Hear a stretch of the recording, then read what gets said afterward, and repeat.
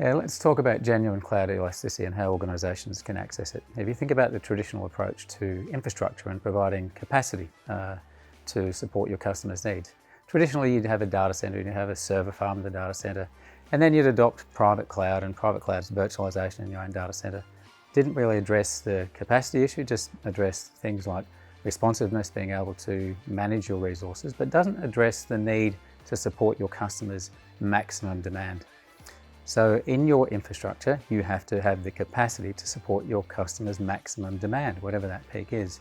And a mature organisation, or an organisation that's driven by regulatory requirements, is not going to have that instance capacity once, it'll have it twice, because you need high availability and you always need to be able to support your full customer demand with either your production or your disaster recovery capacity. So that was the old way of doing things.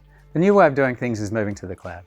And we've moved to the cloud in a really simple manner, where we take our server farms and virtualization and we put them in the cloud, whether it's AWS or Azure, and using things like EC2s or various reserved instances. So that gives us fixed capacity at a lower cost. It's being managed by one of the hyperscalers.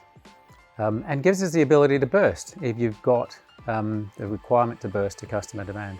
What it doesn't do with reserved instances is allow you to shrink your capacity. So genuine elasticity, not scalability, comes from a serverless approach.